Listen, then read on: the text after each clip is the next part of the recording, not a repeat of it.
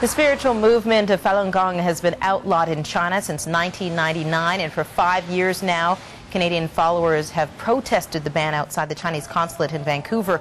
They are trying to raise awareness about how Falun Gong practitioners in China are treated. According to recent allegations, China is harvesting organs from Falun Gong prisoners. It's in a new report to be released today by former MP David Kilgour and human rights lawyer David Matus. For more details, we go to Ottawa, where David Kilgour joins us. Good morning to you, sir. Good morning, Marcy. You say this harvesting is happening, and it's happening on a large scale. Yes, it tragically is. We can't give you an estimate as to the numbers, but in our report we will indicate that about 40,000 organ transplants are not explained, and a lot of them others are explained by the fact that executed prisoners have their organs taken from them, and we can come up with a rough estimate on that. But since '99, there are more than 40,000 organs that we don't know where they came from, and in our report we conclude that probably most, if not all of them, came from Falun Gong prisoners. Tell us specifically what you think is going on here, because we're not, in a lot of these cases, talking about just one organ. In a lot of these cases, we're talking several.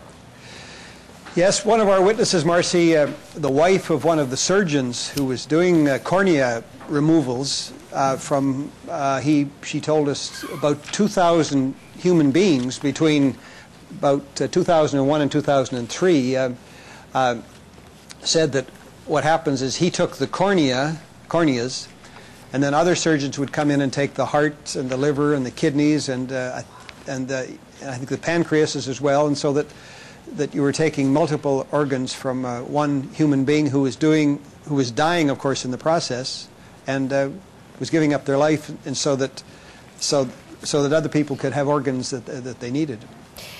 As I understand it, Mr. Kilgour, there are actually websites that solicit foreigners who need transplants. And as I've read, basically these organs, if they are to be given by Falun Gong practitioners, are advertised that way because Falun Gong practitioners practice clean living. So they don't drink, they don't smoke. And so this is actually an advertising method.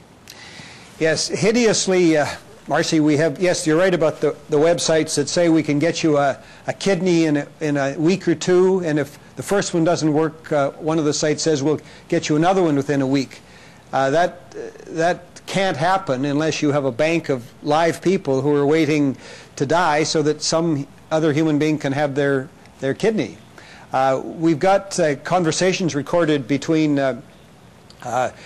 some of these hospitals and prisons, and even in one case a court, where they talk about we'll go out and choose people, Falun Gong practitioners, as you said, and we'll provide you their whatever organ fits, provided, of course, that it's medically feasible in terms of blood types and that sort of thing. Can you explain just a little bit to our viewers, Mr. Kilgour, what Falun Gong is and why you think China is targeting them? Falun Gong it's not Chinese yoga. It's partly that, but as far as I can determine, and I'm certainly not an expert on it, it has a Buddhist and a Confucius and a religious aspect to it. It's the person who developed it in the 90s, Mr. Lee, who has now been expelled from the country, definitely has a religious component to it as well. But why their government is so enraged with them, in fact has declared war on them, I think comes down to the fact that in the mid-90s their membership grew to the point where even the government of China estimated that they had 60 million practitioners.